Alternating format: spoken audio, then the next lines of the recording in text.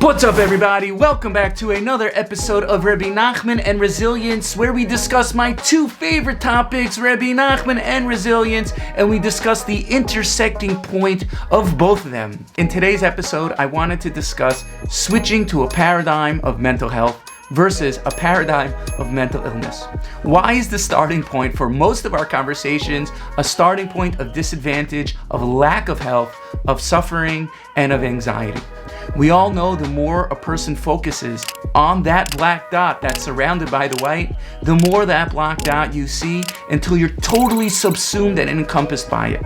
Rebbe Nachman taught in Likutei Moharan, lesson 282, a very famous and important lesson. Rebbe Nachman explained that everyone has a Nekuda Tova. Not only do Rishayim, evildoers, no-gooders, and people that are perpetual sinners have a Nekuda Tova, a good point, but so too, we have a Nekuda Tova. We all have a good point that lies within us. And the deeper message here, which I believe Rebbe Nachman was pointing towards, is that we all have a point of resilience. We all have a reservoir of well-being.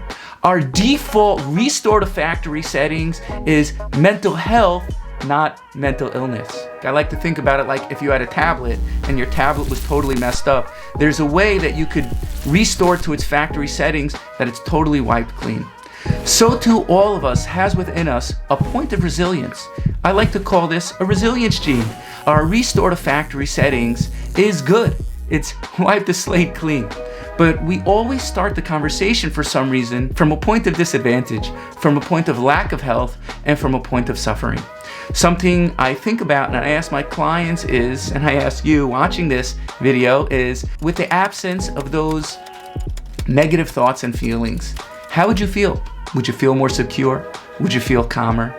Would you feel more like your true self? Would you feel your deeper nature starting to come out? Is our starting point mental health? Are we starting from a point of advantage, or are we starting from a point of disadvantage? How do we look at ourselves, and how do we look at the world? This question is so important. And Rebbe Nachman was really showing us that all of us have a deeper nature. All of our starting points is mental health. And we all have within us a reservoir of well-being just waiting to emerge. Modern day man has almost exclusively learned to identify with our mental activity.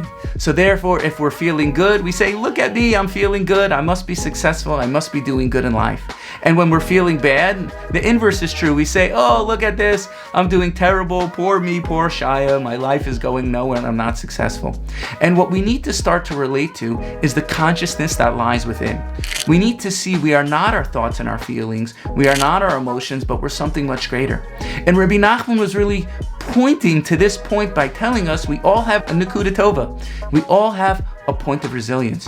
He was pointing us back inwards that we should start relating to our consciousness that lies within, to the divinity that we're all made up of, and to the godliness or our neshama that we all possess. I believe Rebbe Nachman was trying to point us to a deeper thing. He was trying to switch us to a paradigm of mental health. That when we start seeing that mankind's starting point is resilience, not our end point, right? When he starts seeing that all of us have perfect mental health that lies within, there's something about switching to that paradigm of health and seeing that we're all whole, which is, it's a different ballgame. Life is totally different when we start seeing life this way and really having a fundamental switch in the way we look at mental illness versus mental health. One last point that I think that should be mentioned around this, and this is a subtle point over here, is that our gift of resilience, our Nekuda Tova, it's not personal. Oh, me? What do you mean? Of course it's personal. No, the answer is it's really not personal. Meaning to say we've all been gifted with our gift of consciousness.